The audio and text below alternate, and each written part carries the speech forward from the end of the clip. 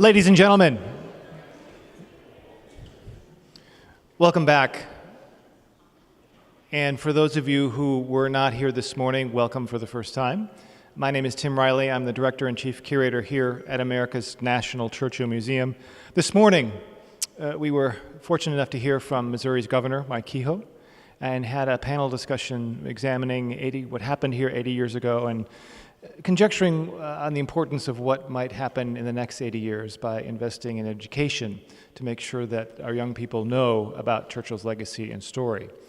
This afternoon, we'll continue to echo Churchill's thoughts in the Sinews of Peace speech that he spoke on our campus 8 decades ago, but we're going to take a pause and an interlude to go back to the 1980s when the Cold War was coming to an end. It's very well known that Westminster College in Fulton was in many ways the place where, through Churchill's speech, the beginning of the Cold War era began with those famous words, "An Iron Curtain has descended across the continent." It was also the place in 1992 when former Soviet President Mikhail Gorbachev spoke from the same lectern that Churchill used in 1946 in front of the Berlin Wall sculpture to essentially say the Cold War is over. It's an extraordinary place. And we have with us this afternoon an extraordinary individual who is extremely well equipped to comment on that story. We have with us Ken Adelman. Ken served as the former Deputy U.S. Ambassador to the United Nations. He worked very closely with President Reagan and, by extension, Mikhail Gorbachev. He was present and will share with us some of his observation at the very famous summit meeting between President Reagan and Mikhail Gorbachev in Reykjavik, Iceland. We're very thrilled to have Ken with us. This is his first visit to Fulton, and his wife, Carol, who herself has a very distinguished career in public service. Carol was kind enough to speak to some of our students this morning, and thank you for that, Carol. Without further ado, please, Ambassador Ken Adelman. Ken?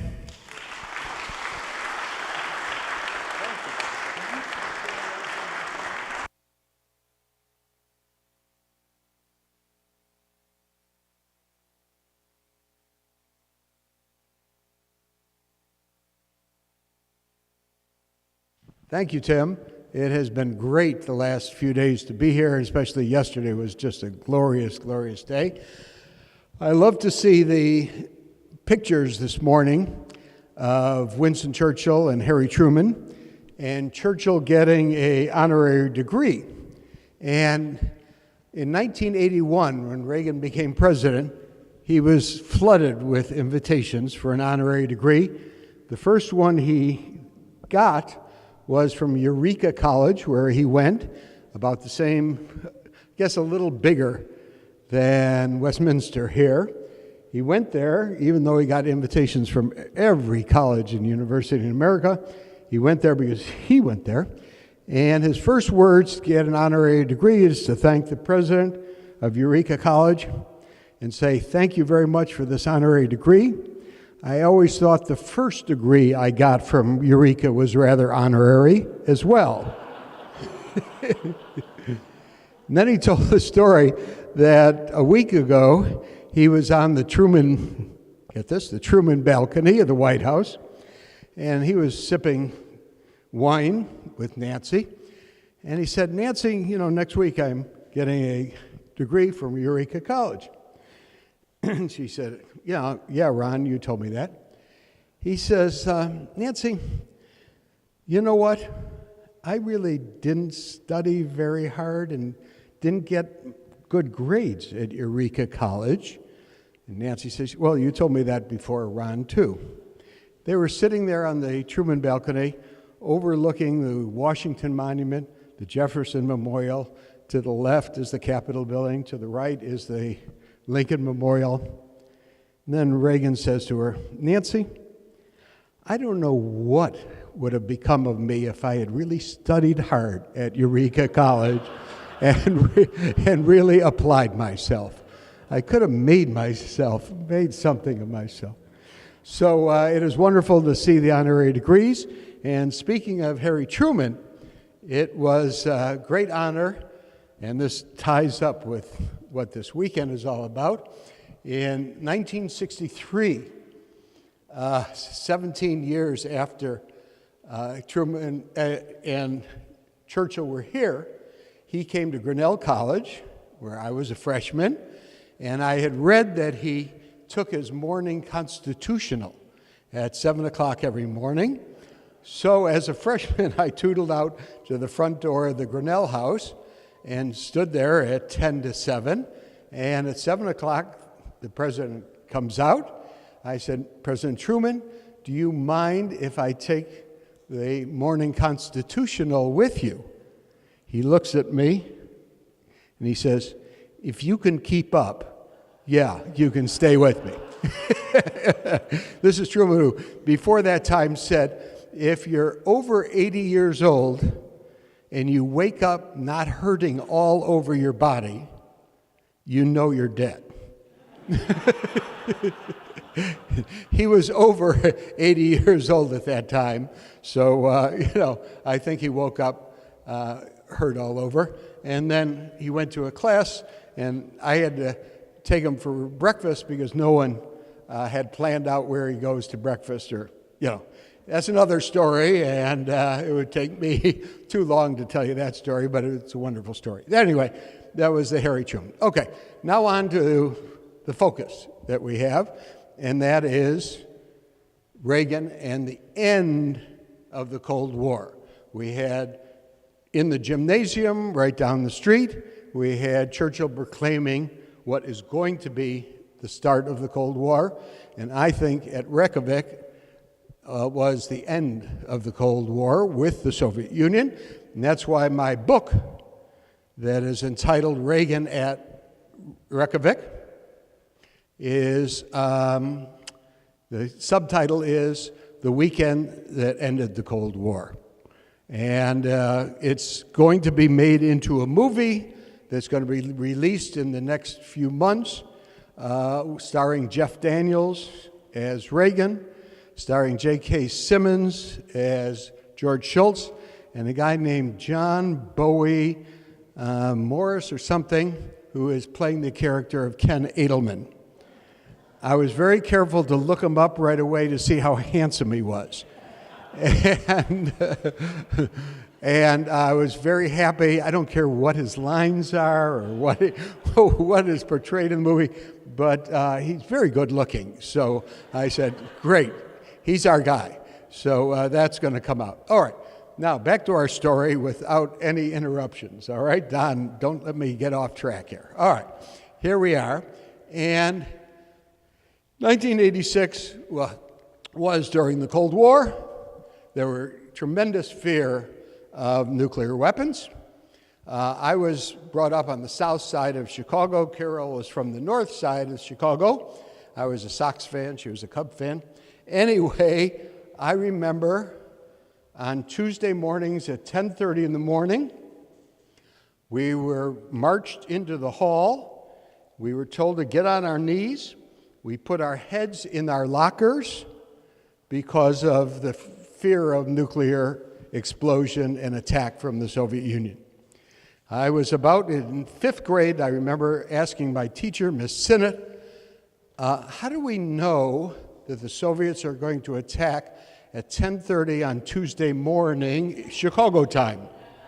She says, no, the principal, Miss Mulroy, had heard that, and that's when we're drilled. And I said, okay, but my head is in the locker, but my fanny is still in the hall. Won't I fry if they're going to attack? She says, no, as long as your head is in the locker, your fanny is going to be fine. And Kenny, don't ask me any other questions, all right? So that was I think my first indication that I was interested in nuclear weapons, to tell you the truth, in about 4th grade or 6th grade. Okay, so on the way to Detroit to accept the 1980 nomination, Reagan is asked by his political advisor, Stu Spencer, who died about 2 months ago, why are you doing this, Ron? Why do you want to be president? And Reagan says, without hesitation, to end the Cold War. Well, those of us in the administration, and at first I was ambassador to the United Nations under Gene Kirkpatrick, and then Reagan asked me to do the arms control job. And, we had studied this. We had really learned so much. There was going to be no end to the Cold War. I mean, we knew our history, I hate to say it, but better than Ronald Reagan. We knew the whole international scene better than Ronald Reagan. And it was fantastic to think that there was going to be an end to the Cold War. But he said this, and, we all said, okay. And Reagan not only said that's why he wanted to be president, but he also said how it would end. And he said, 1970s, Reagan envisioned how that would happen. We win and they lose. All right? That was his whole idea of the Cold War. Now, when he was in office, Brezhnev was president of our general secretary of the Soviet Union, and Brezhnev lasted a few months during Reagan's time, and then Andropov, head of the KGB, came into office, and after 14 months or so, Andropov's kidney gave way, and Chernyenko took over as general secretary. Carol and I were very good friends of the Italian ambassador. We saw him, and he says, I'm going back to Moscow for the state funeral for Chernyenko. And we knew that he had been there for Brezhnev's funeral and for Andropov's funeral. So I said, come on, why are you going back to Moscow for Chernyenko's funeral? And he says, Ken, you don't understand. I bought tickets to the entire series. So, so anyway, Reagan was dying to negotiate with the Soviet Union, and the Soviet leader, Mondale, in the 1984 campaign, accused Reagan of being the first president since Millard Fillmore or some damn thing not to meet with the Soviet leader. And Reagan turned to, when he was ever asked about that, he says, how can I meet with them?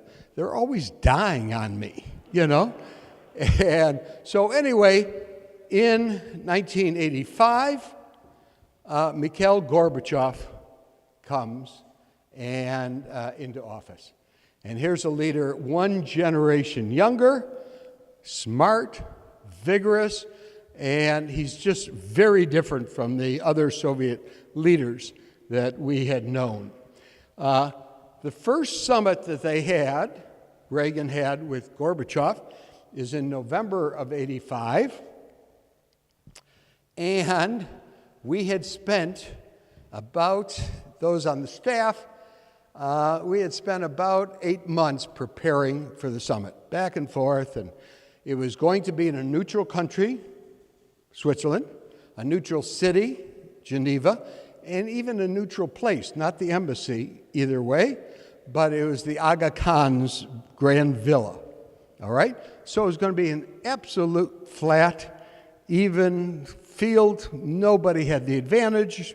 Okay. We were standing there with Reagan at the villa, on November 15th, and it was cold outside. And Reagan started talking about the Queen and taking the horses with the Queen, and I don't know. It was some thought that just came into his mind. We were kind of out of our minds, nervous. Here was Reagan. This was the first summit that Reagan had ever been in. It was Gorbachev's first summit. It was the first U.S.-Soviet summit in 7.5 years. It was a real big thing, okay? So Reagan's talking about the Queen's horses or something, and all of a sudden, as we are in this little circle, the Secret Service comes up, and he says, Mr. President, Gorbachev's limo, ZIL limo, is coming around the bend. All right? It was a magic moment to end the visuals on that summit, and we had planned all this out, but I'll let the Chief of Staff then of the White House explain what happened next. It was an amazing, amazing few minutes.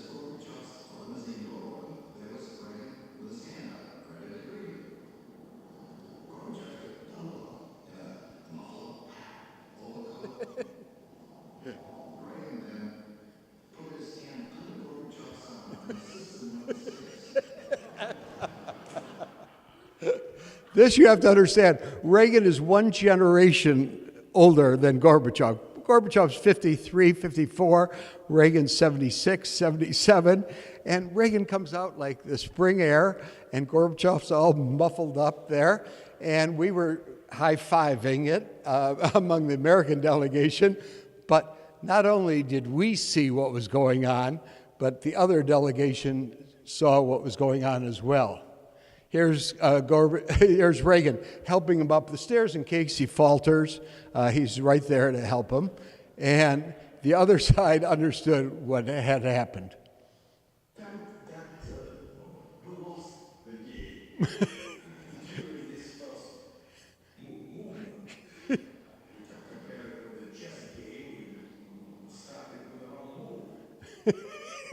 So they realized that Reagan in those first minutes had just blown the summit out of the water, and that was really the high point. The next year, we did not prepare for 8 months for the next summit. It was about 14 days. Gorbachev proposed to come to either London or Reykjavik, Iceland, and meet with Reagan in a come as you are, hurry up non-summit. It was going to be a working meeting. The White House and the Kremlin announced it was not going to be a big deal. There was not going to be many press there. It was, going to be just a working meeting, all right? And so we didn't prepare all that well, to tell you the truth. It was a great advantage to someone like me because Reagan took about, 12 professionals with him. It was going to be a show and tell. It was going to be a howdy and hello, a grip and grin, and because Gorbachev needed more stature for the Kremlin, to be in the Kremlin, and it was perfectly fine with Ronald Reagan.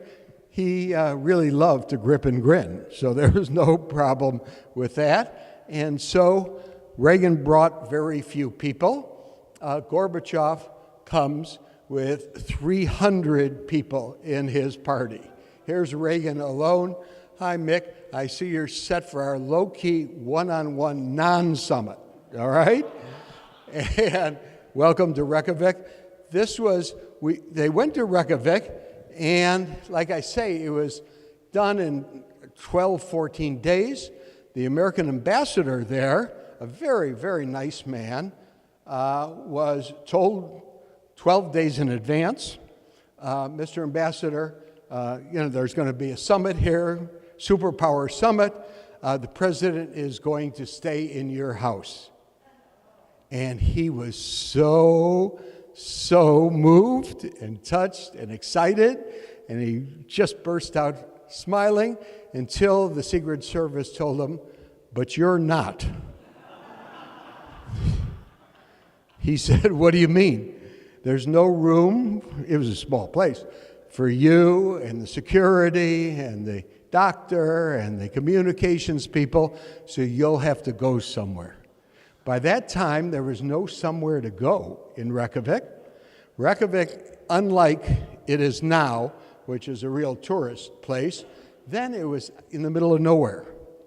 And they had 100 telephone lines up to the satellite, okay? It was announced that there was going to be no press interest and, this was going to be a working session. When the summit opened, there were 3,217 accredited members of the press. And so it was flooded. The Gorbachevs had to stay on a boat because they couldn't get a hotel room either. And the place was kind of chaotic, but they did their best. One of the highlights was that Iceland had just been named Miss World. Miss Iceland had been named Miss World. She was on a goodwill tour in Asia. They called her back for that, and so there she is in her Reagan and Gorbachev t-shirt. I thought that my book should have her on the cover and have 50 Shades of Gray or something like that, or 50 Shades of Ice, but they decided that that was a little off, subject. Anyway, part of the negotiations over those 12 days was this was going to be a serious meeting, this would be no press, this is going to be blah, blah, blah, and therefore the wives are not coming. Okay? So Nancy Reagan is kind of ticked off. She met Raisa Gorbachev in Geneva the year before and really didn't like her very much. We had a friend in government who actually went to one of the wise men of Washington one time, and he said, you know what? I can't understand it. Why do people take such an instantaneous dislike of me? And our friend Bob Strauss turned to him and says, because it saves them time. That's what happened with Nancy Reagan and Raisa. Nancy took an instantaneous dislike of Raisa because it saved her time. And anyway, there was going to be no wives, so it really wasn't a problem. We got there at Reykjavik on a Thursday night. On Friday night, the Gorbachevs get there. The plane opens, and the first sight in Iceland is there. Gorbachev and Raisa, all right? Nancy saw that, and she was mighty mad. She called Ronnie to chew him out, and, he said there was going to be no wives. It was agreed, but anyway, she got there, and she made the most of it. Because there was a press lockout for all the summit, you had 3,217 accredited press with nothing to report for 2 days, except Raisa Gorbachev running around town. She changed her outfits 4 times in the first day.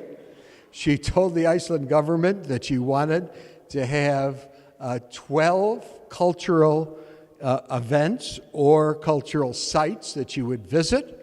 The Iceland government informed her that they only had 6. So what were they going to do? And the second day, they took her out for an hour car caravan to visit a sheep farm, okay? This is like 14 vehicles following her with security and press from Japan and press from this to see a bunch of sheep there that are eating and doing whatever sheep do, and they turned around and went back to the capital. So that was a cultural event. Anyway, there she was. The government of Iceland was very nice and very accommodating, but not very sophisticated in how to really react to this barrage that was coming to this little place. And on the day before the summit, they called up the NBC with Tom Brokaw, called up the Prime Minister's office and said, we'd like an interview, because people don't know much about Iceland, and can we have an interview? What time, Mr. Prime Minister, can we have the interview? The Prime Minister said, anytime Tom Brokaw can do it is fine with me. He was not that busy. And so Brokaw said, how about 10 o'clock in the morning? I'll come to where you are. And they said that would be fine. They did not know at the time that was the exact time when the Prime Minister goes for his daily bath in the hot springs. So I think this is the first international interview of anybody in a Speedo. at the time. you can see a very young Tom Brokaw there, the Prime Minister in his Speedo right there. And I just, even after all these years, I can't understand his press officer to the far right, why he didn't say, 1 minute, let's get a towel here. Let's make this a little more dignified, your Prime Minister. But anyway, there he was and gave the interview. All right, where was the actual summit? It was in a little house on the outskirts of this island that's on the outskirts of the world, okay? And it's called the Hofty House. It's far away from downtown at that time, from downtown Reykjavik. And it's a beautiful house, but it's very small. Compared to the car, you can see the size. And I'm going to show you real quickly what was happening there. On that side was the American parlor. That's where we sat while Gorbachev and Reagan were meeting downstairs. This is the Soviet parlor where their team sat. This is the demilitarized zone between the two that separated us. And this is the room where they sat. And it was a very small table. It was four of them, the two foreign ministers, Schultz and Shevardnadze, Secretary of State, and the foreign minister, Gorbachev and Reykjavik, and Gorbachev and Reagan, and then the interpreters. And the interpreters were simultaneous interpretation, okay? So what was absolutely unbelievable, but especially because of the magnitude of the event and the size of the place, how small it was, what was amazing was in the basement. The basement was divided. On that side was the KGB with all the latest equipment in the world to send messages.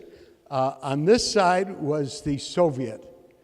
And they were all crammed in. The basement has a very low ceiling, and they had one bathroom in there that was on the downstairs, and there was a lot of quibbling over who should get the rights to the bathroom, and they went back and forth, and finally they said, let's just see who needs it at that time. And so what I was thinking at the time was the intelligence agencies around the world operate on a need-to-know basis.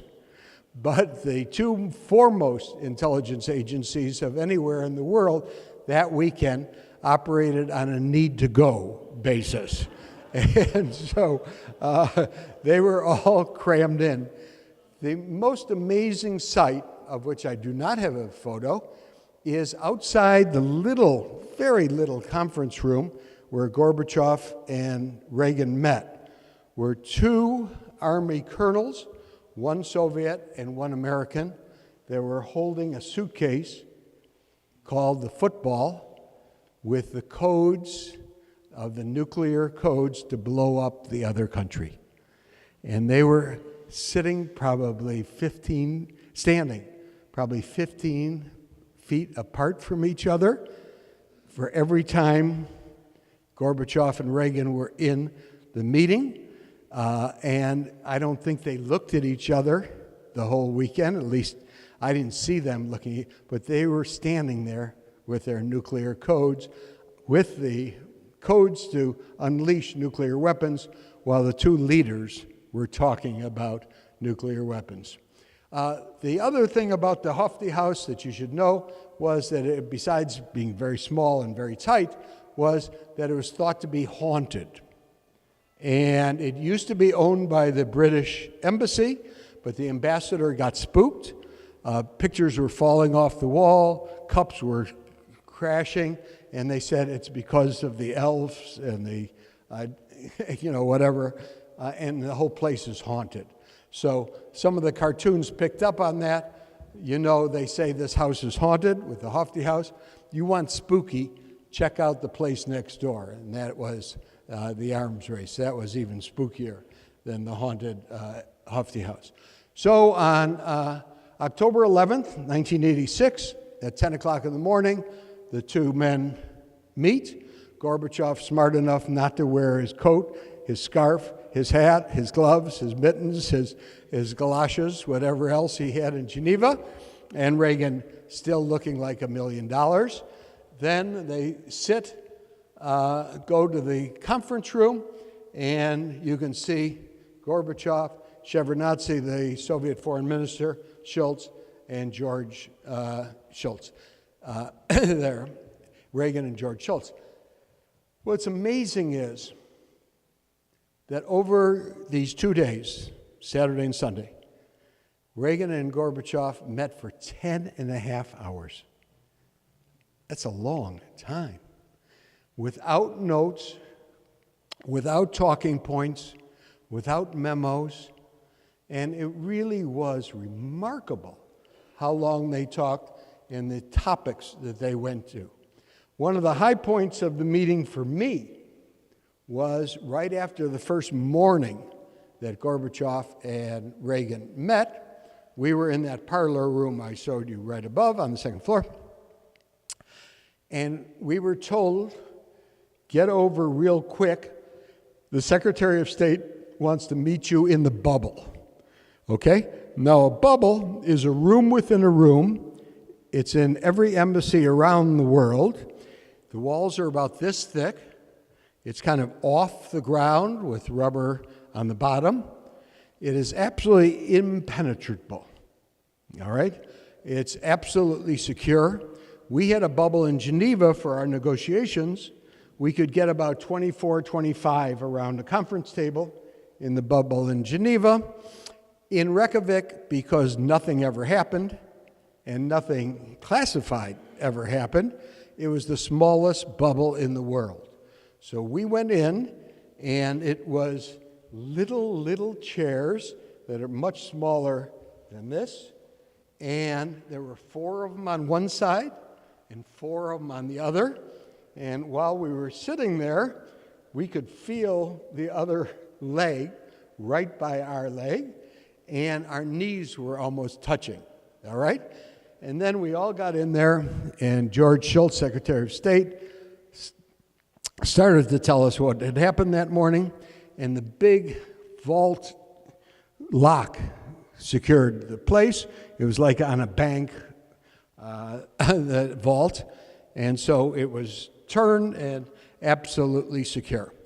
Schultz was starting to talk about what had happened, and all of a sudden the vault opens up. A big Secret Service guy peers in there, and he says, "The President of the United States."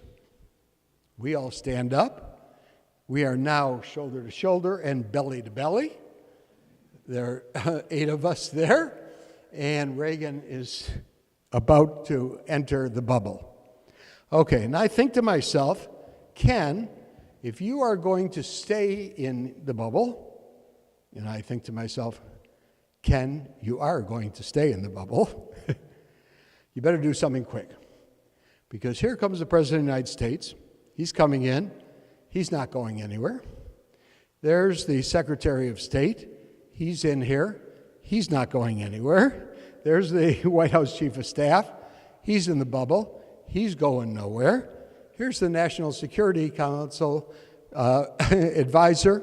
He's not going. So I think to myself, well, you're not exactly chopped liver. You're not at the top of the food chart either. So I got to do something quick. So the quick thing I do is come down on my knees and on the ground. I say, before I do, Mr. President, sit here, give up my chair. Reagan, who's a big guy, kind of looks and kind of, gauges how he's going to aim at this very small chair. And so he aims and he gets sitting down. I go on the ground. The Secret Service takes the big vault and closes it. And for the next 30, 35 minutes, I am gently leaning against the presidential knees while he tells us what happened that morning. It was one of the great sights of my life. It was one captured by the BBC right after the Reykjavik summit. You can see a little bit there. I knocked off the sound, but it still shows you what was going on. That's the bubble. And there, I was actually in the middle of the group, but they put me on the side. And so I'm talking to Reagan right next to him. And that's me with, before I dyed my hair white, so I look distinguished. And I was told that that was the high point of that actor's career, was playing me, so I always felt sorry for him, to tell you the truth. But anyway, we did the bubble. We were talking to Reagan every time there was a break in the situation. Meanwhile, that was all Saturday. Meanwhile, Raisa Gorbachev absolutely loved being in the spotlight. Like I say, she went to 6 sites. She changed her outfit 4 times. One of the cultural sites was to go to a hot tub and, in the middle of Reykjavik, where she stood there and gave a speech about world peace or some damn thing. And so she had the press entirely on her hands, and Nancy Reagan getting madder and madder as every minute went on.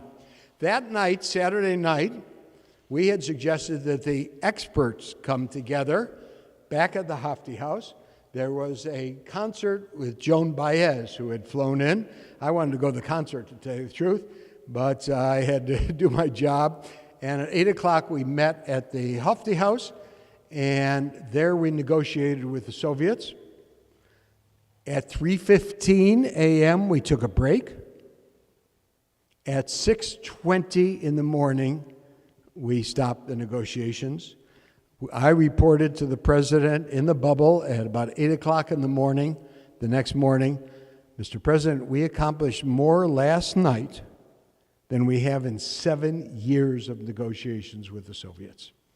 And it was amazing because Reagan had set it up beautifully during the day, and we could capitalize on it at night. Now it's the Hofty House at night, and the next morning we were in talking to the president, and here was Paul Nitze, who was then 72 years old, and he was just exhausted, and he was the only one besides me on the far right who had been in the all-night session. And here's the Chief of Staff of the White House, Don Regan, the President, George Shultz, and Poindexter, the National Security Advisor, and me. And that was Sunday afternoon. The President came in and came up to our room several times, and this is one of them. One of the most remarkable leadership, you guys teach leadership, Don, around here.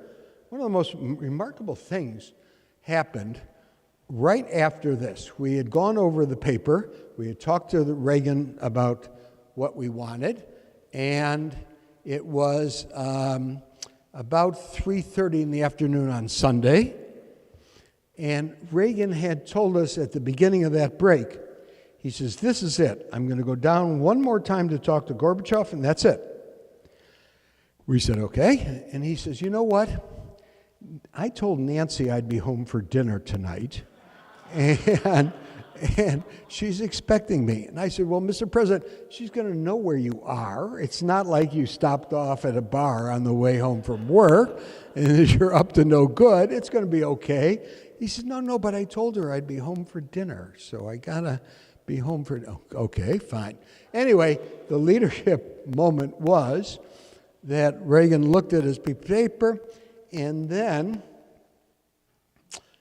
he started to walk towards the door and then down the stairs to go resume negotiations with Gorbachev. We knew it was going to be a big moment. We said, good luck, Mr. President. It was going to be a big moment in his life. It was going to be a big moment in our life. It was going to be a big moment in history. So he leaves, shuts the door. We're all looking at each other like, ooh, wow, this is something else. Last time he's going to meet with Gorbachev. And within about, 20 seconds, the door opens and Reagan is back. Okay? He gets us in the circle and he says, hey, fellas, I just want to make sure that what we're doing is good for America. Okay? And George, are you fine with this? It's good for America? Don? Richard? Ken? Everybody fine that this is good for America? He knew that in negotiations you sometimes get very carried away, that some of us had been up all night. I had never done an all-nighter before, even at college.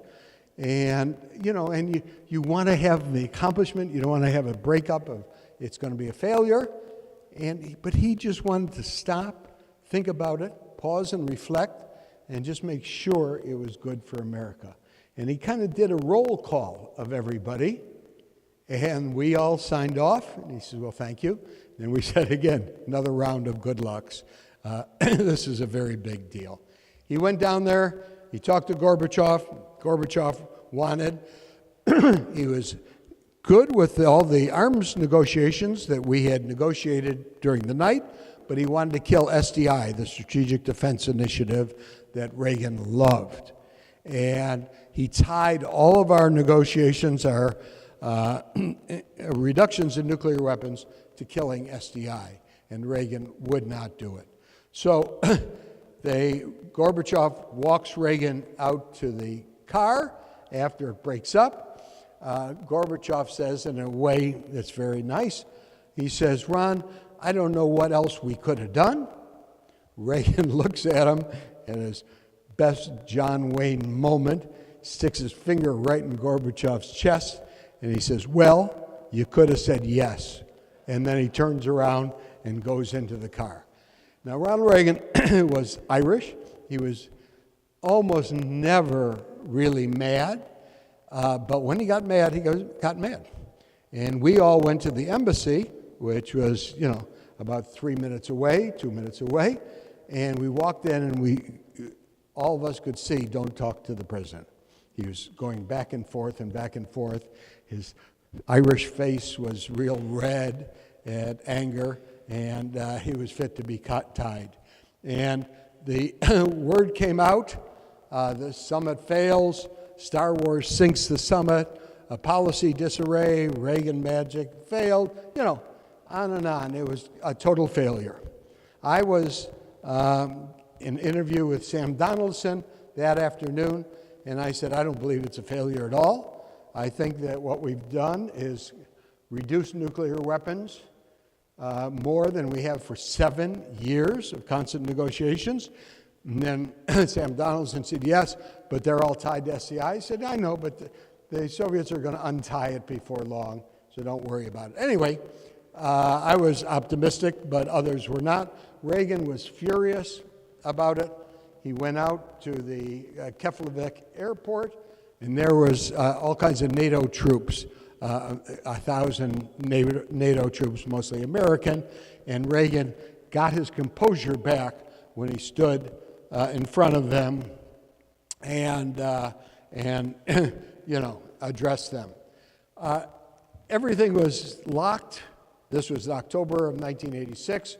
By, I think it was December, maybe early January of 87, the Soviets had come back to the negotiations just on the basis of what we had done all-night session in Reykjavik, and all of us were wondering, but none of us had asked, how about tying it to SDI? That was all over, and it was forgotten.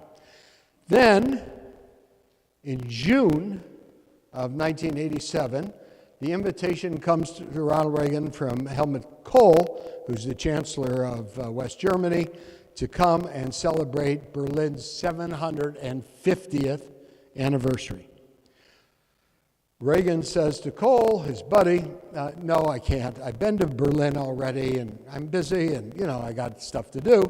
And Kohl says, okay, but then he calls back, and he says, oh, Ron, I really want you to come. And, and Reagan always had a very soft heart, especially for people who were friends, and, and Kohl had been wonderful to him. So very reluctantly, Reagan says, I guess so, but Jesus. All right, so he's aggravated about it, He then ensued one of the biggest battles I've ever seen in my 12 years in government, because the White House speechwriters said the first time that they talked to Reagan, okay, you're going and you're toasting 750th anniversary. It's not everybody goes to a 750th anniversary, so we can, say a lot about that. What else do you want to say? And Reagan says, well, I don't know. I think that Gorbachev should just tear down the wall. And they said, well, yeah, I can see that. And he said, well, that's what I think. And so they did some drafts. Colin Powell was then National Security Advisor. George Shultz was Secretary of State. They were totally against it. This was at a very tender time in our arms negotiations, and it was going to ruin the negotiations, so the White House experts said, and especially if they ever used Gorbachev's name. Okay? June 12th, 1987 comes around. Reagan is in Berlin. The deputy chief of staff of the White House is in the limo with him after back and forth, many times on the draft. And he says, 10 minutes before getting to the Berlin Wall, Mr. President, everybody there at the White House, is opposed to this paragraph. Just give the wonderful speech without this paragraph in it. Reagan's kind of looking out the window and kind of daydreaming. And they say, just drop that paragraph that's so controversial. Reagan says, well, I don't know. I think it's the right thing to do. And then he goes back to daydreaming. Okay? He comes out, and, despite all the advice, he gives it.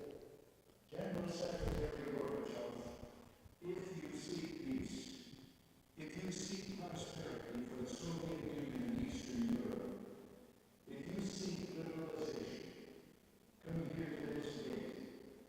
Mr. Gorbachev, open this gate.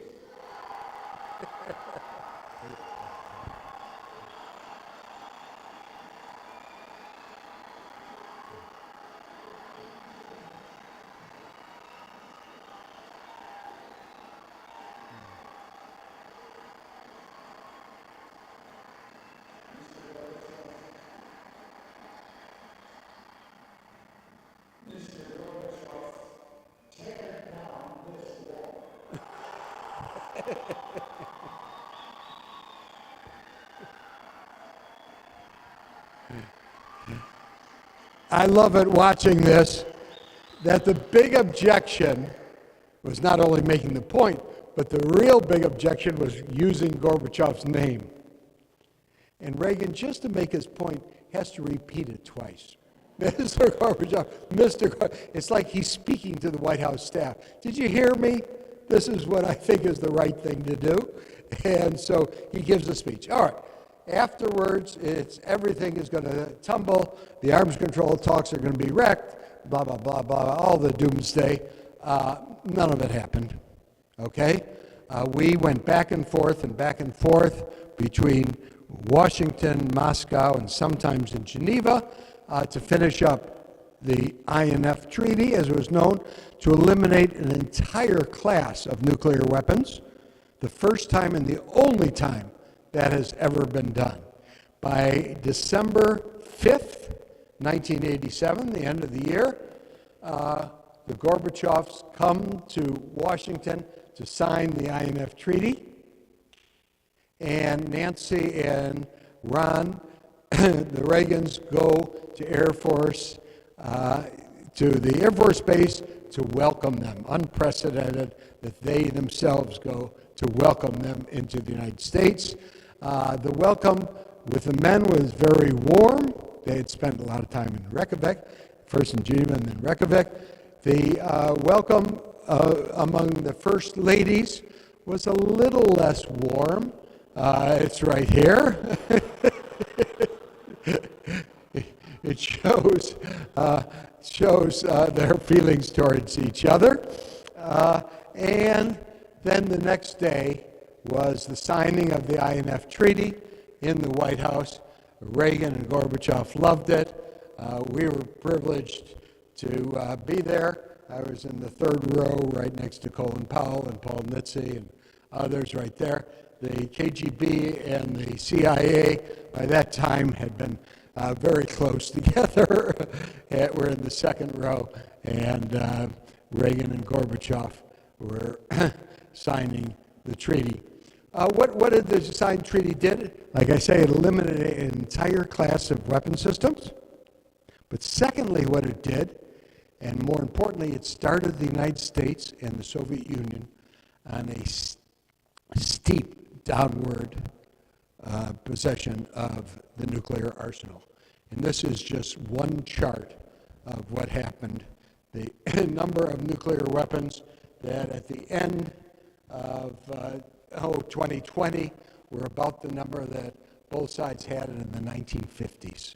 It was an amazing, amazing accomplishment of really sinking the nuclear arsenals. Then in the summer, Reagan's last summer as president, in June of 1988, Reagan goes to Moscow and under a big bust of Lenin talks about free enterprise and freedom.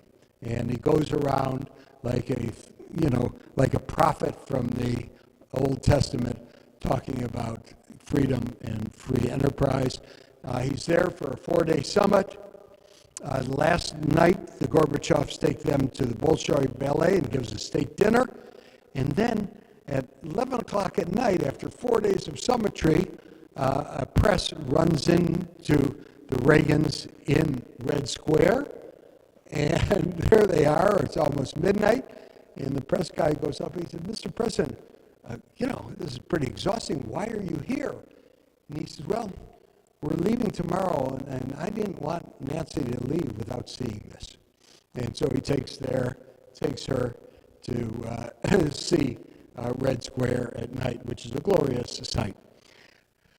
A few years later, 1989, on November 8th, 1989, the unbelievable happens. The wall falls, and the Germanys are going to be united. Rostropovich, who is the greatest cellist in the world and also the maestro of the National Symphony Orchestra in Washington, D.C., here, and he's Russian-born. He was doing a concert in Germany. He hears this. He says, "Get me a ticket," takes his cello, gets to Berlin, and he says, "All I need is a chair."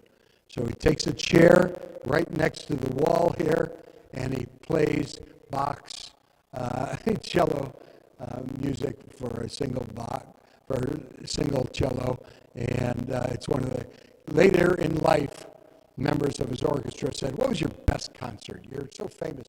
He said, "That day, sitting at the wall, playing my cello." 3 weeks later, Leonard Bernstein comes out, and he leads an orchestra of East Berlin, West Berlin, Russians, Americans, and British on the Ode to Joy. And when he's finished, the church bells all throughout Germany are ringing after that. That was in 1989. Just 2 years later, it happened. The end of the Soviet Union. Gorbachev signs himself and the Soviet Union into history, and it ends on Christmas night, 1991. On the flight to Detroit, Ronald Reagan's asked, "Why are you doing this, Ron? Why do you want to be president?" He says, "To end the Cold War." And before that, he says, "I know how it'll end. We win, they lose." On Christmas Day, 1991, the flag, the Soviet Union, ending the Cold War with the Soviet Union. We win and they lose. That was in 1991. 1994, an amazing thing happens. Reagan is sitting in Los Angeles in his office, takes out a piece of paper, and the great communicator, as he was known, he always denied it. He said, I'm not a great communicator. I just communicate great ideas. That's all. But the great communicator took out a piece of paper from his desk, and he wrote the last communication to the American people. You'll notice this. It has spellings, mistakes. It has cross out. He just wrote it, and then he issued it without anybody else around, without a speechwriter, of course, without really anybody even to type it up. And here's Ronald Reagan, the great communicator, with his last communications to the American people.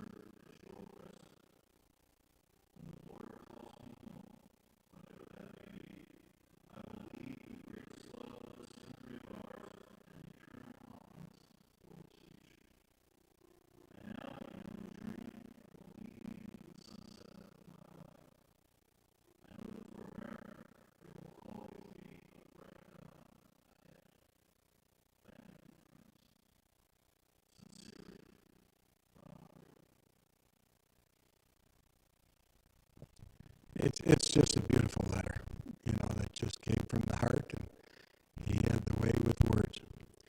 That was 1994. 1996, the Iceland government asked members of the two delegations to come back to Reykjavik to commemorate the 10th year. And I felt like a pilgrim going back to holy sites. I was just so moved by the room where they met. I was especially moved by the little bubble where I sat on the floor, and the basement where the KGB and the CIA was crammed in. And we met, and then I left the Hofty House and headed to the Holt Hotel where we were staying, and I stopped and got a postcard. It was this postcard, and I didn't know the address or anything. And I wrote a postcard, got a stamp, and I mailed it. A week later, I was at Simi Valley at the Reagan Library for a commemoration of the 10th anniversary. And I see Nancy Reagan ambling down the hallway. So I go up to her and I said, Mrs. Reagan, I was just in Reykjavik. She said, I know, Maureen told me that you were there. I said, Mrs. Reagan, I wrote your husband a postcard. She looked at me like a little aggravated. She said, well, my husband doesn't read anymore. And I said, well, I assume that's right. I didn't even know the address, but I put, President Ronald Reagan, Los Angeles, Reagan Presidential Library, Simi Valley, California. And she says, well, what'd you say? And I said, well, Mr. Reagan, what I said was, dear Mr. President, I'm back on the 10th anniversary of the Reykjavik Summit. Thinking back on the wonderful job you did that weekend and how proud I was to be with you and be a little help to you. Sincerely, Ken Adelman. And she burst